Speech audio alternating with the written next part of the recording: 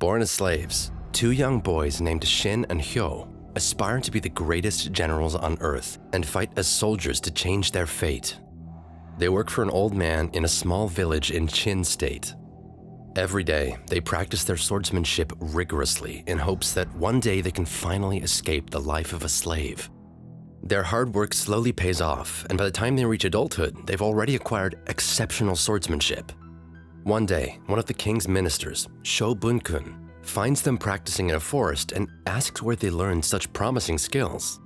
Sho Bun-kun then takes his leave, but when Shin and Hyo return to the village, Sho Bun-kun is already there and is asked to buy Hyo's freedom. Hyo insists that he will only come with Shin, but he's the only one allowed. Hyo then asks for a day to come up with a decision.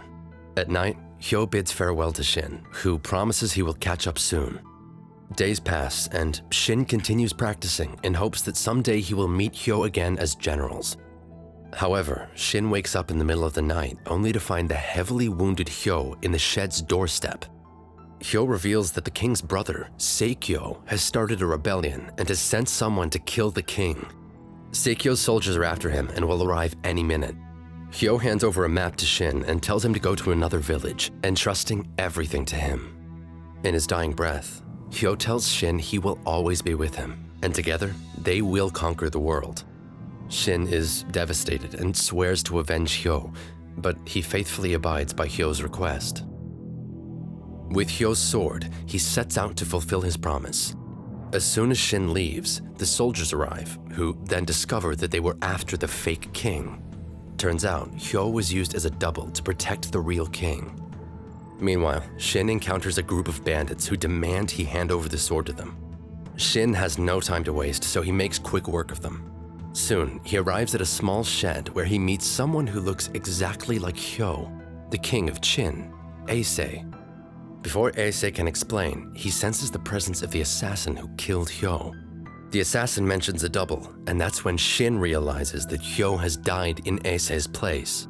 Shin erupts in anger, but he is focused on killing the assassin first. With little encouragement needed from Ace, Shin manages to defeat the assassin, but before he can confront Ace, they notice Saekyo's army approaching. A girl named Ten appears from the bushes and offers her help in exchange for money. They follow her into a cave where Ace explains what happened. Despite being the king, he cannot prevent the rebellion, so Sho Bun-kun has set a plan into motion. They prepared a double just in case. Hearing this, Shin attacks Ace for considering Hyo's life disposable. However, Ace explains that Hyo knew that he could die, but he chose to risk his life to reach something that a slave wouldn't reach otherwise. Shin only has two choices: return to his life as a slave or help the king. Shin chooses the latter, and together they set out to meet Sho Bun-kun. At the palace, Saekyo learns about the assassin's death. In his disgust, he orders the head of Sho Bun-kun to be taken to him with Ace's. Suddenly, one of the 6 generals of Chin, the great General Oki, arrives with the head of Sho Bun-kun and demands he take over Sho Bun-kun's state. Saekyo agrees in order to keep the alliance intact. Meanwhile, Shin, Ace, and Ten reach the mountain area, but they're suddenly attacked by another assassin. Shin manages to kill the assassin, but he catches one of their poisoned darts, which leaves him unconscious. Ten nurses Shin back to health by extracting the poison, while Ace fixes his broken shoe. Shin wakes up, and Ace explains that they are in the king's summer residence, which was built 400 years ago and kept so that Chin and the mountain people could interact. Despite its age, the residence is still in pristine condition. During their conversation, a group of soldiers starts surrounding the residence. As they prepare to fight, the army enters the residence, but then immediately kneel to the king's presence. Sho Bun-kun enters the room and apologizes for being incompetent, but Ace is glad to know he's alive. Turns out, Oki had fooled Saekyo into believing that he'd killed Sho Bun-kun. Later, Sho Bun-kun explains what happened during the night of their escape from Kanyo Palace. They managed to escape the palace through a secret passage, but Oki's men intercepted them. With all hope of survival almost gone, Hyo acted as the king to lift the hearts of the soldiers and sacrificed himself to allow Sho Bun-kun and the others to live. Now, Ace has to regain control of Kanyo. However, they have no army to fight with them, and the only option they have is to implore the help of the Mountain King, Yotanwa. On their way there, they are ambushed by a group of mountain soldiers. Eisei then asks for an audience with the Mountain King, and they are brought into the Mountain Kingdom to stand trial before Yotanwa. Eisei explains that he needs help, but Yotanwa brings up the betrayal that they suffered at the hands of Qin after the first king who formed their alliance died. Eisei apologizes for the mistakes of his ancestors and explains his ambition to get rid of the borders and unify China. He says that a king draws his sword not for bloodshed, but to allow his people to live. Qin, who was taken hostage, breaks free and joins Eisei to encourage Yotanwa. He says that it's time to relive the dream of their ancestors. Eisei then asks Yotanwa once again, citing the fact that Yotanwa understands him. Otherwise, the summer residents wouldn't be in such good condition after hundreds of years. Yotanwa then removes the mask, revealing that the Mountain King is a woman. She then orders her men to mobilize 3,000 soldiers, a portion of her hundreds of thousands of mountain warriors. To regain the palace, Eisei has set out a plan. They will disguise themselves as mountain people and enter the gates of the palace pretending to seek an alliance with Seikyo. With a vast number of soldiers of the mountain tribe, Seikyo does accept their offer of reinforcements in preparation for a war against 200,000 soldiers. Seikyo's army is stationed far from the palace, so they will have to defeat Seikyo before his army arrives. The soldiers then inform Seikyo of their arrival, but only 50 people are allowed to enter the inner gates. Those include Yotanwa, Qin, Eisei, Ten, Shobunkun, and Eisei's army, and the rest are the mountain people.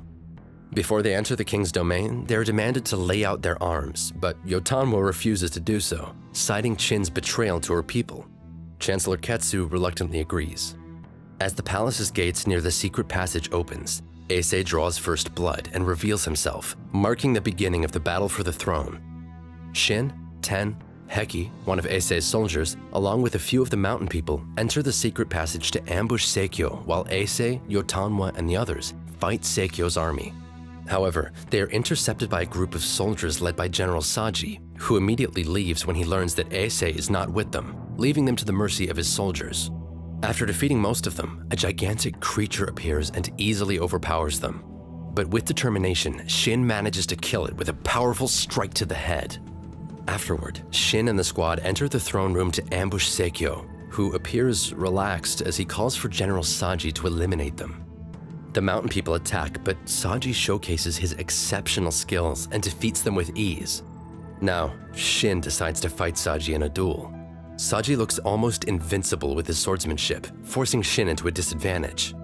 Meanwhile, the intense battle rages outside. Despite being outnumbered, Eisei manages to lift the spirits of the surviving soldiers to allow Qin some time to continue with their plan.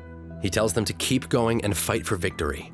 Against Saji's strength, Qin finds it hard to keep up with the fight, and Saji prepares to eliminate him, telling him that dreams only make a soldier weak.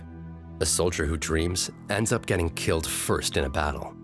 Those words trigger Qin's memory of Hyo during the time when they kept practicing to achieve their dreams. Qin regains his will to fight and blocks a heavy strike from Saji before knocking him across the room. He berates Saji for mocking dreams and says that dreams can keep a person going. He then concentrates as Saji charges at him. With a perfect maneuver, he splits Saji's sword in half, piercing his shoulder. Saji is killed instantly. Without the general protecting him inside, Seikyo goes outside where he meets Eisei. Despite having lost by now, Seikyo maintains his pride and refuses to acknowledge Eisei as his brother. In return, Eisei shows him the consequences of his actions, though decides not to execute him. However, Giko, the remaining general loyal to Seikyo, insists on fighting and prepares his army for another battle. Suddenly, Oki arrives with his army and asks Eisei of his plans now that he regained the throne. Eisei explains that he plans to be the first king to unite all of China with the help of Yotanwa, who shares the same vision. Though he would appear as a tyrant by enforcing force, his vision would stop hundreds of years of war. Oki agrees and orders Giko to surrender. However, Giko refuses, but with a clean sweep of his lance, Oki wipes Giko's soldiers. But that doesn't stop Giko from attacking Eisei. Qin steps in to protect Eisei and kills Giko. Now that the battle is over, Oki prepares to leave after ordering his men to withdraw. Qin stops Oki and tells him to remember his name, as someday he will become the greatest general on Earth. Oki acknowledges him and tells him that they will meet on the battlefield next time. With victory finally in the rightful king's hand, Seikyo's army surrenders. Shin and the mountain people celebrate. Yotanwa then returns Shin's scabbard, the very sword his dear friend Hyo wielded. Later, Shin promises to make his way up to his dreams of becoming a general and help Eisei become the first emperor of a unified China. Thanks for watching. Make sure to subscribe to our channel and click here for another movie recap video.